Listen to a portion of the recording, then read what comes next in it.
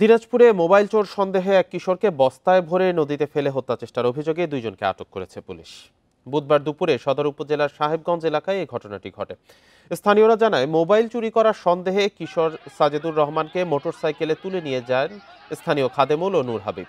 তাকে মারধরের পর বস্তাবন্দি করে গাবুরা নদীতে ফেলে দেওয়ার চেষ্টা করেন ওই দুইজন। স্থানীয়রা বিষয়টি টের পেয়ে কিশোরকে উদ্ধার করে। এ সময় খাদেমুল ও নূর হাবিবকে আটক করে পুলিশে সোপর্দ করে স্থানীয়রা।